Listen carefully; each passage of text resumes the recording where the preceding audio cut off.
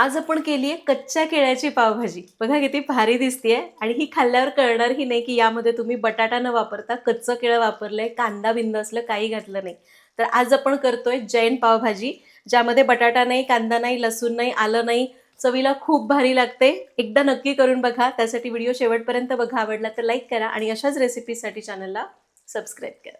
नमस्कार, सरिताच्या स्वयंपाकघरात म्हणजेच आपल्या सरिताज किचन फूड अँड ब्लॉग्समध्ये आज आपण करतोय कच्च्या केळ्याची पावभाजी. खरं तर कच्च्या केळ्याची पावभाजी म्हणण्यापेक्षा आपण याला जैन पावभाजी म्हणू शकतो. जैन पावभाजीमध्ये बटाटा, कांदा, लसूण, आल्याचा वापर केला जात नाही, पण तरीही पावभाजी चवीला खूप भारी लागते. चला बघूया की कशी करायची, त्यासाठी भाज्या कशा शिजवायच्या. तर बटाट्याच्या ऐवजी आपण इथं केळी घेतली आहे. कच्ची केळी 3 घेतलेली आहेत. ही केळी मी स्वच्छ धुतली आणि त्याचे असे तुकडे करून घेतले, कुकरच्या डब्यात ठेवले. आता इथे मी फ्लॉवरची बारकी अशी फुलं तोडून घेतलेली आहेत. साधारण या वाटीने 2 वाट्या गच्च भरून फुलं घेतली. ही स्वच्छ धुवून घेतलेली आहेत. यामध्ये आपण थोडंसं गाजर घालूया. साधारण एक लहान गाजर साल काढून पातळ घातलं. अर्धी वाटी ताजा मटार घालू. तर आपल्याला सगळं एकत्र शिजवायचं नाही, केळी आपल्याला वेगळी शिजवायची आहेत. त्यामध्ये आपल्याला पाणी घालायचं नाही. तर आपण फक्त फ्लॉवर, मटार आणि गाजर याच्यामध्ये थोडंसं पाणी घालू, खूप नाही. बस इतकं पाणी घातलं. आता कुकरच्या तळाशी पाणी घातलंय, अशी जाळी ठेवली आहे. त्यावर आपण पहिले फ्लॉवर ठेवूया, त्यानंतर केळीचा डबा ठेवायचा, कुकरचं झाकण लावू आणि याच्या 3 शिट्ट्या करू. चला गॅसकडे वळूया. भाज्यांचा कुकर आपण लावला, पण यासाठी जो पावभाजी मसाला आपण बाजारातनं वापरतो त्यातल्या काही ब्रँडच्या मसाल्यांमध्ये लसणाची किंवा कांद्याची पावडर वापरली जाते, जी जैन पावभाजीमध्ये चालत नाही. म्हणून आपण पावभाजीचा मसाला सुद्धा घरीच करणार आहोत. एकदम सोप्पा आहे करायला, फक्त प्रमाण व्यवस्थित लक्षात ठेवा.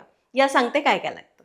तर इथं मी या चमच्याने सगळं साहित्य मोजून घेतलंय. आपला पोहे खाण्याचा चमचा असतो त्यापेक्षा हा थोडा मोठा आहे. तर आपण घेतलेले आहेत 5 चमचे धणे, त्याच चमच्याने 3 चमचे जिरे, 10 ते 12 लवंग, 3 ते 4 चक्रफूल, 3 ते 4 इंच दालचिनी, 3 ते 4 मोठे वेलदोडे, 2 तमालपत्राची पानं अशी बारीक चिरून घेतली. त्याचबरोबर 3 चमचे बडीशेप घेतलेली आहे. 2 चमचे भरून कसुरी मेथी लागेल. 10 ते 12 बेडगी मिरची लागणार आहे, ज्याचे मी असे तुकडे करून घेतले. त्याचबरोबर आपल्याला लागेल 1 चमचा आमचूर पावडर, अर्धा चमचा काळं मीठ, अर्धा चमचा हिंग, अर्धा चमचा हळद आणि अर्धा चमचा साधं मीठ. प्रमाण बघितलं, मसाला करून घेऊ. परत गॅसकडे जाऊ. तर आता मसाला करण्यासाठी पॅन गरम करायला ठेवला आहे. आता आपल्याला काय करायचं आहे, हे जे सगळे मसाले आहेत ना, पावडर मसाले म्हणजे हळद, मीठ, आमचूर वगैरे, ते सगळं बाजूला ठेवायचं आणि यातले सगळे खडे मसाले आणि मिरच्या एकत्रच करून पॅनमध्ये भाजायच्या. तर सगळं मी एकत्रच घालते. तर पॅन चांगला गरम झाला, गॅस कमी करूया आणि हे मसाले भाजून घेऊ. मी कसुरी मेथी अजून घातली नाही, कारण कसुरी मेथी लगेच जळते. त्यामुळे मसाले भाजत आले की मग शेवटी मेथी घालूया. 2 मिनटं भाजायचं, खूप भाजायचं नाही, नाहीतर मसाल्याचा करपट वास येतो. तर मसाले 2 मिनटं भाजले. असं हातात घेऊन दाबलं की असा चटका लागतो हाताला, इतकंच भाजायचं आहे. आता यामध्ये घालूया कसुरी मेथी. मेथी घालू आणि अगदी अर्धा मिनटं मसाल्यांबरोबर भाजून घेऊ. कसुरी मेथी घातली, अर्धा मिनटं भाजलं. मसाले भाजून झालेले आहेत, काढूया. सगळे हे भाजलेले मसाले पूर्ण गार करायचे आणि मग मिक्सरमधनं दळून घेऊ. मसाला 5-10 मिनिटात गार झाला, याला बारीक करूया.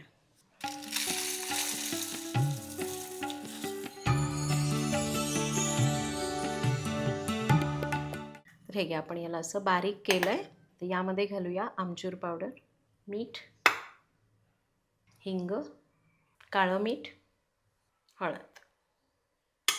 थोडंसं मिसळून घेऊया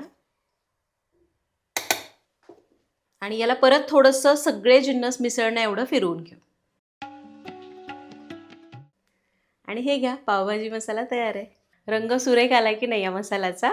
तर हा पावभाजी मसाला तुम्ही जैन पावभाजीला वापरूच शकता, पण आपली साधी पावभाजी असते ना, जी आपण बटाटा, कांदा, टोमॅटो घालून करतो, त्याला वापरला तरी पण चालतो. हा मसाला जर तुम्ही आत्ता करून ठेवला, व्यवस्थित छान कोरडं हातांनी सगळं केलं, ओला हात लागून दिला नाही, काचेच्या बरणीमध्ये भरून ठेवायचा, मस्त 2 महिने आरामात टिकतो.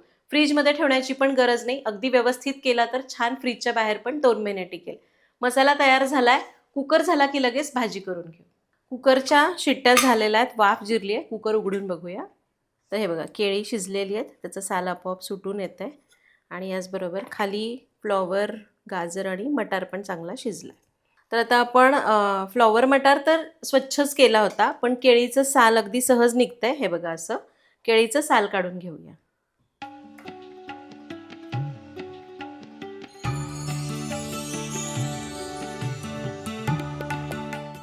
तर आपली केळी सोलून झालेली आहे, भाज्या पण उकडलेल्या आहेतच. पावभाजी मसाला तयार आहे. कुकर होत होता तोपर्यंत मी 5-6 चांगले पिकलेले टोमॅटो रस काढून त्याची प्युरी करून घेतली आहे. आता इथं मी 4 ते 5 चमचे बेडगी मिरची पावडर घेतली आहे, जी अजिबात तिखट नसते पण रंग छान येतो. त्याचबरोबर थोडासा हिंग घेतला आहे, साधारण एक अर्धा चमचा. यामध्ये आपल्याला घालायचे पाणी, थोडंसं पाणी घालायचं आणि याची अशी पेस्ट करून घ्यायची. खरं तर या पावभाजीला बेडगी मिरची असते ना, अख्खी मिरची, ती गरम पाण्यामध्ये तासभर भिजवली जाते आणि मग त्याची पेस्ट केली जाते. आणि हिंग आपण जो डायरेक्ट मिरची पावडरमध्ये घातलाय, तर त्याऐवजी थोड्याशा हिंगामध्ये 2-3 चमचे पाणी घालून ते हिंगाचं पाणी वापरलं जातं. पण इतकं सगळं करायला नको, मिरची भिजवायला वेळ नसेल, तर आपण सरळ बेडगी मिरची पावडर पाण्यामध्ये कालवून घेऊ शकतो आणि त्यातच हिंग पण घालू शकतो. तर बघा आपली सगळी तयारी झालेली आहे. टोमॅटो प्युरी झाली आहे, भाज्या शिजल्या, मसाला तयार आहे, ही पेस्ट तयार आहे. सगळी तयारी झाली आहे. बाकीचं प्रमाण पावभाजी करताना सांगेलच. चला गॅसकडे वळूया. आता पॅन गरम करायला ठेवूया. शक्यतो असा पसरट पॅन घ्यायचा. त्यामध्ये घालूया 2 टेबलस्पून बटर. बटर सोबतच 2 चमचे तेल घालूया. तेल हलकं गरम झालं की जिरं घालायचं. हिरवी मिरची घालायची. एक 2-3 हिरव्या मिरच्या बारीक ठेचून घेतलेल्या आहेत. याला परतून घेऊया. हिरवी मिरची परतली. आता इथं मी एक शिमला मिरची एकदम बारीक चिरून घेतली आहे. ही शिमला मिरची घालू आणि याला छान असं 2-3 मिनटं परतून घेऊ. शिमला मिरची 2-3 मिनटं परतली. आता आपण तयार करून घेतलेली बेडगीची पेस्ट घालायची आहे. 2 चमचे पेस्ट मी फोडणीत घातली, बाकीची आपण परत वापरतोय. कशी वापरायची सांगेनच, पण अशी पेस्ट करून घेतली ना कालवून, की रंग खूप छान येतो. आणि याला आपण आता मंद आचेवर असं 2 मिनटं परतून घेऊया, म्हणजे ना याचा कच्चेपणा पूर्ण निघून जाईल. हिंगाचं पाणी घालण्याचं कारण म्हणजे जैन लोक जमिनीच्या खाली जे भाज्या उगवतात किंवा जो कंद स्वरूपामध्ये उगवला जातो, जसं की कांदा असेल, आलं असेल किंवा मग लसूण असेल, असे पदार्थ खात नाहीत. त्यामुळे यामध्ये आल्याचा वापर सुद्धा होत नाही. मग ती कसर भरून काढण्यासाठी हिंगाच्या पाण्याचा वापर केला जातो. आता हिंगाचं पाणी वेगळं घालण्यापेक्षा मी पेस्टमध्ये घातलं. आता याला मंद आचेवर 2 मिनटं परतूया. याला आपण परतून घेतलं. तर यामध्ये घालूया टोमॅटोची प्युरी. सोबतच घालूया चवीपुरतं मीठ आणि याला चांगलं 5-7 मिनटं परतून घ्यायचं. तर ग्रेव्ही छान दाट येण्यासाठी याच्यामध्ये टोमॅटोचा वापर जास्त केला जातो. खरं तर पावभाजीमध्ये कांद्यापेक्षा टोमॅटोच जास्त वापरला जातो, पण टोमॅटोचा आंबटपणा पावभाजीला येणं असं बऱ्याच जणांना प्रॉब्लेम येतो. तर अशा वेळी एक गोष्ट लक्षात घ्या, टोमॅटो चांगला पिकलेला वापरायचा. शक्यतो देशी टोमॅटो वापरू नका, आपला हायब्रिड टोमॅटो वापरायचा. चांगले पिकलेले घ्यायचे. शिवाय टोमॅटोची प्युरी करत असताना त्याचा बिया आणि रस काढून टाकायचं. बिया काढल्यामुळं काय होतं, त्याचा रंग अगदी एकदम लालचुटूक येतो आणि रस काढल्यामुळं आंबटपणा निघून जातो. आता मी गॅस मोठाच ठेवते आणि याला झाकून एक 5-7 मिनटं शिजवून घेते, म्हणजे टोमॅटो चांगला शिजला जाईल.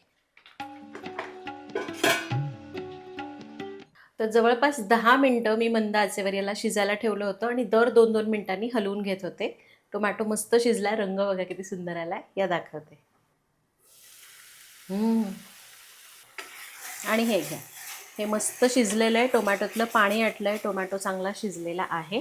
यामध्ये घालूया थोडंसं बटर, पावभाजी मसाला 2 चमचे. तर हा आपण तयार केलेला पावभाजी मसाला घालतोय आणि याला मिक्स करून घेऊया. याला आपण मिसळून घेतलं. आता यामध्ये घालूया कच्चं केळं, जे आपण मॅश करून घेतलंय. याला आधी मिसळून घ्यायचं.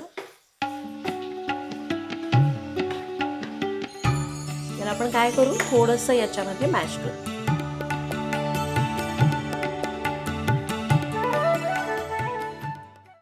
याला आपण चांगलं मिक्स करून घेतलंय.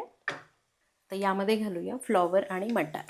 फ्लॉवर, मटार, गाजर मीठ थोडंसं याला मिसळून घ्यायचं.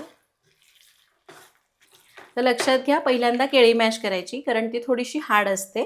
थोडीशी हाताने तोडायची, मग घालायची, मिसळून मॅश करायची आणि त्यानंतर मग फ्लॉवर, मटार, गाजर हे घालायचं, चवीपुरतं मीठ घालायचं. हे सगळं घातलं. आता परत तुम्हाला जसं टेक्स्चर पाहिजे त्याप्रमाणे मॅश करायचं. तुम्हाला थोडं अख्ख्या भाज्या आवडतात तर खूप मॅश करू नका. मऊ आवडतात तर अगदी छान मॅश करून घ्या. आपण याला मॅश करूया आणि मग लागेल तसं पाणी वाढवूया. तर याला आपण थोडं मॅश केलं. यामध्ये घालायचे गरम पाणी. लक्षात घ्या, गार पाणी घालायचं नाही. थोडं पाणी घातलं, आणखी थोडंसं मॅश करूया. असं आपल्याला काय करायचं आहे, थोडं मॅश करायचं, गरम पाणी घालायचं, जशी कन्सिस्टन्सी पाहिजे तोपर्यंत याला पाणी घालत राहायचं. थोडं मॅश करायचं, पाणी घालायचं. तर इथं मी साधारण 1 ते 1.5 कप गरम पाणी घालणार आहे. थोडंसं मॅश केलं, थोडं पाणी परत घालू. अशा प्रकारे तुम्हाला जशी कन्सिस्टन्सी पाहिजे त्या पद्धतीने पाणी वाढवत राहा, मॅश करत राहा. आणि आणखी एक गोष्ट लक्षात घ्या जैन पावभाजी मी तुम्हाला मगाशी म्हणाले की ज्या भाज्या जमिनीमध्ये वाढतात, जसं की झाडाच्या मुळाशी वाढतात, बटाटा वगैरे, तर त्या भाज्या जैन पावभाजीमध्ये वापरल्या जात नाहीत किंवा जैन समाजामध्ये खाल्ल्या जात नाहीत. पण यामध्ये मी गाजर अगदी थोडंसं वापरलं आहे, मला आवडतं म्हणून. पण गाजर तुम्हाला नाही वापरायचं असेल संपूर्णपणे चालेल. यामध्ये गाजर घाललं जात नाही. मी फक्त थोडंसं आवडतं म्हणून घातलं आहे. आणि एक 2 ते 3 मिनटं मी थोडं थोडं पाणी घालत घालत याला मॅश केलं. आणि हे बघा, मी अशी कन्सिस्टन्सी ठेवलेली आहे. तुम्हाला आणखी घट्ट करायची आहे, पाणी कमी घाला. वाढवायची असेल तर आणखी जास्त घाला. आता आपण काय करूया, मीठ वगैरे सगळं बरोबर आहे का एकदा बघायचं. यावर झाकण ठेवायचं. 5 ते 7 मिनटं मंद आचेवर शिजवायचं. फक्त 1-2 वेळा मध्ये मध्ये हलवून घ्या. 5 ते 7 मिनटं भाजी मी शिजवली आहे. या बघूया कशी झाली.